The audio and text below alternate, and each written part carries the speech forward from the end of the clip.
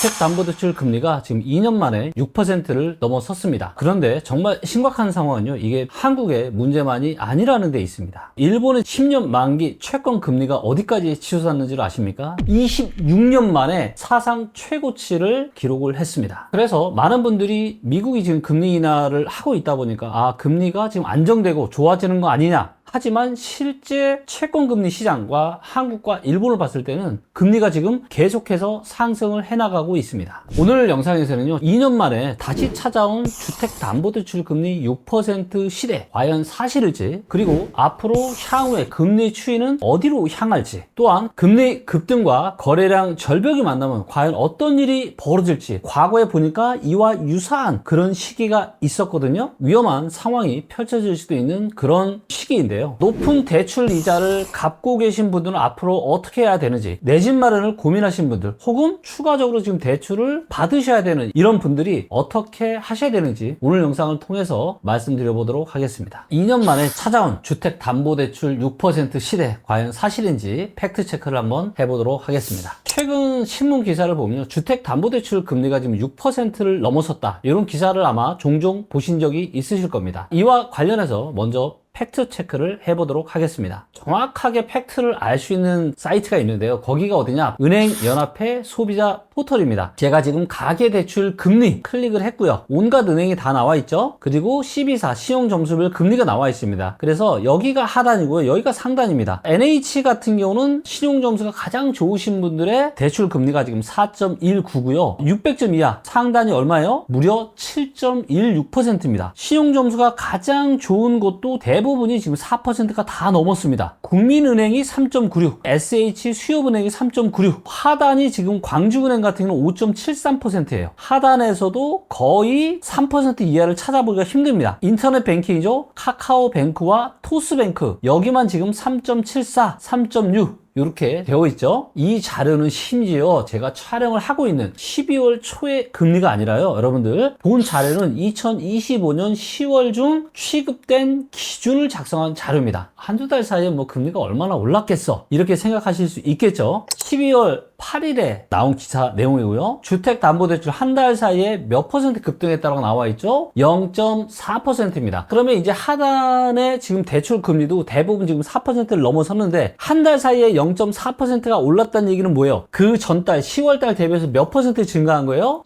10% 넘게 증가한 겁니다. 내가 한 달에 매월 내가 100만원씩 이자 상환했다, 그럼 한 달 사이 이자가 얼마로 불어난 거예요? 110만원. 그래서 지금 무슨 얘기가 나오고 있는 겁니까? 영끌 B2의 비명이 다시 시작되고 있나? 기사들이 많이 나오고 있습니다. 주택담보대출 금리가 계속해서 올라가고 있고, 하단은 거의 지금 4% 정도 되고 상단은 6%, 심지어는 7% 대출 금리도 있는 거 아까 확인하셨죠? 이게 지금 10월 지나고 나서 11월 달에만 무려 0.4% 대출 금리가 인상을 한 겁니다. 지금도요, 대출 금리가 계속해서 상승을 하고 있습니다. 모든 기사를 제목만 보고 사실이라 믿지 마시고 꼭 팩트 체크를 하시기를 당부드리도록 하겠습니다. 그러면 왜 이렇게 지금 금리가 오르고 있는지 한번 내용을 좀 더 자세히 들여다보도록 하겠습니다. 한국의 담보대출, 신용대출, 그래서 대출 금리에도 많은 영향을 미치고 있는 한국 10년물 채권 금리에 대해서 보도록 하겠습니다. 얼마 전에 우리가 3% 초반대였거든요. 근데 지금 방송 제가 촬영하는 날짜가 지금 12월 9일이거든요. 오늘 날짜 얼마예요? 3.472%입니다. 이번 달에도 벌써 이만큼 올라온 거 보이시죠? 채권 금리가 다시 상승을 하고 있다. 그래서 대한민국의 각종 대출 금리가 계속해서 지금 올라가고 있다라는 겁니다. 그런데 이게 대출 금리가 올라가면은 그냥 대출 금리가 올라가는 데서 그치는 게 아니에요. 채권 시장에 경색 문제가 생기고 있다. 그리고 금리가 급등을 하다 보니까 이게 어떤 문제로 이어져요? 기업의 자금난 심화로 이어지고 있습니다. 기업들이 채권 발행을 계속해서 지금 연기를 하고 있는 거죠. 왜냐면 더 높은 금리에 채권을 발행을 해야 채권이 팔리겠죠. 그런데 지금 금리가 최근에 지금 몇 달 사이에 계속해서 급등을 하다 보니까 기업들이 채권 발행을 못하면서 기업의 돈이 돈이 부족해지는 자금 신용 경색 문제가 생기고 있습니다. 왜 문제가 심각하면요, 최근에 지금 회사채 발행이 줄줄이 연기되거나 취소가 되고 있잖아요. 그런데 내년 상반기에 58조 원대 만기가 있어요. 만기를 막아야 되거든요. 뭘로? 또 채권 발행을 해서. 그런데 지금 그러기가 쉽지 않은 상황이다 보니까 기업 자금난 심화와 줄부도 위험이 이어질 수 있다, 이런 경계감이 지금 나오고 있는 겁니다. 그럼 이렇게 금리가 급등하는 시기에 과연 부동산 시장에는 어떤 영향을 미칠 수 있는지 데이터로 한번 살펴보도록 하겠습니다. 한국의 채권 금리가 어느 정도 이상이면 위험하다고 좀 보고 있냐면요, 이게 한 3.5%가 넘어가면 그때부터 저는 조금 위험할 수 있다라고 좀 보고 있는데요. 자, 왜냐면 이게 이제 대출 금리랑 다 맞물리는 거예요. 지금의 이 상황을 보면은 2022년 한 7월, 8월과 상당히 좀 유사한 상황입니다. 한국의 부동산 시장이 급락이 나타나기 바로 그 직전과 상당히 유사한 모습인데요. 이거를 주택담보대출 금리 차트를 한번 비교해서 보도록 하겠습니다. 이게 지금 한국의 주택담보대출 금리 차트예요. 2020년 9월 달에 2.49%로 바닥을 찍고 계속해서 올라오고 22년 하반기에 대한민국 부동산 시장에 큰 충격이 있잖아요. 그때가 금리가 대략 한 4% 초반 정도부터 시작을 했습니다. 그리고 주택담보대출 금리가 5% 초반까지 상승을 하면서 상당히 단기간에 그 누구도 예상하지 못했던 엄청난 급락이 나타났었습니다. 마치 이때처럼 주택담보대출 금리가 11월 달 지금 3.97, 근데 12월 달은 지금 더 올랐잖아요. 그래서 평균 지금 주택담보대출 금리도 2022년 7월과 상당히 유사한 상황입니다. 향후에 금리 추이가 어떻게 바뀌게 되는지를 보는 게 향후 단기 부동산 시장을 전망하는 데 있어서 아주 중요한 핵심 변수가 될 수 있을 것 같습니다. 2022년에 금리가 오르기 시작했을 때 집값은 어땠나요? 22년 하반기에 나타난 그 폭락장에서 하락이 가장 작았던 서울 기준으로 말씀을 드려보도록 하겠습니다. 21년에 이렇게 금리가 계속 올랐지만 그럼에도 불구하고 서울의 부동산 시장은 한국 부동산원의 실거래 가격 지수로 보나 리치고 시세로 보나 거의 똑같이 올랐습니다. 언제까지? 21년 10월. 금리가 계속 더 올라가니까 어떻게 됐죠? 약간 떨어졌다가 리치고를 봐도 비슷하죠. 어느 정도 금리가 올라가고 그 이상 올라가니까 이제 부동산 가격이 더 이상 올라가지를 못합니다. 그리고 나서 22년 하반기에 금리가 4%를 넘어서 올라가자 어떻게 된 거예요? 시장이 이렇게 와르르 무너지게 된 겁니다. 자, 여러분들 다 아시다시피 지방의 경기도 수도권의 대다수 지역은 21년 10월 달에 고점이었고 그나마 서울이 지금 제일 적게 떨어지고 그 다음에 반등도 가장 세게 나왔던 지역이 서울인데요. 아시다시피 서울의 중심부는 너무 좋죠.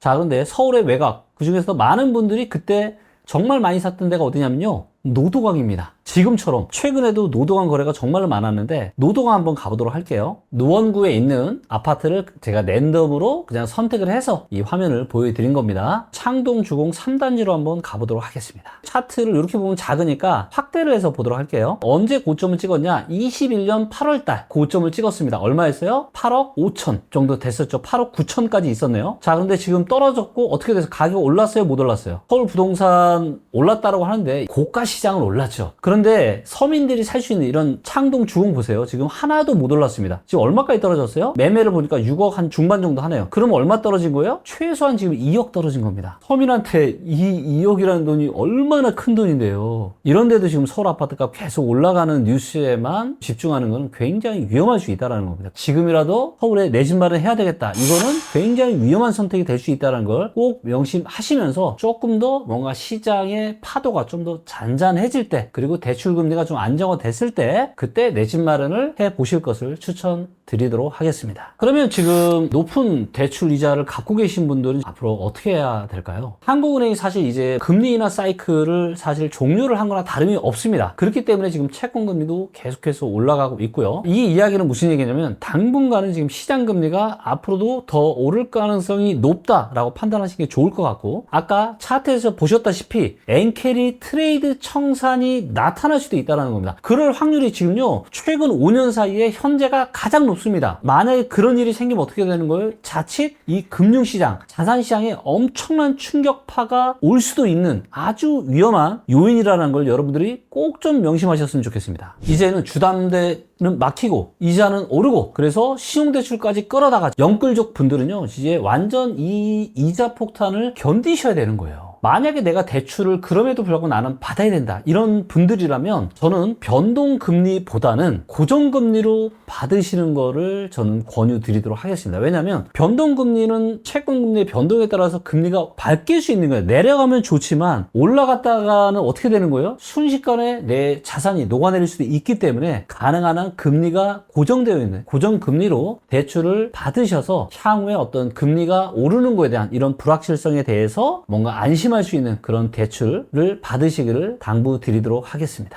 시장은 이미 점점점 차갑게 식어가고 있고 주변 상황이 점점 안 좋아지고 있는데 여전히 지금이라도 서울에 내 집 마련해야 되는 거 아니냐, 이렇게 생각을 하시는 분들이 있으신 것 같은데요. 제가 오늘 영상에서도 보여드렸지만 정말 주택담보대출 금리가 지금 계속해서 올라가고 있고 엔캐리 트레이드 청산이 나타날 가능성이 그 어느 때보다 지금 높아지고 있는 이런 불안불안한 상황이기 때문에 혹시라도 주변에 무리해서 대출 끌어다가 내 집 마련 하려고 하시는 분들이 계시더라면 그런 분들께 이 영상 꼭 공유를 해주시면은 그분들에게 많은 도움이 될 것 같습니다. 오늘 영상을 보시면서 여러분들은 어떤 생각이 드셨나요? 여러분들이 느끼는 현재 시장의 분위기에 대해서 같이 댓글로 함께 공유를 해주시면 많은 분들에게 도움이 될 것 같습니다. 저희 리치고는 앞으로도 많은 분들에게 도움되는 부동산 등대로서의 역할을 잘 해나가도록 하겠습니다. 감사합니다.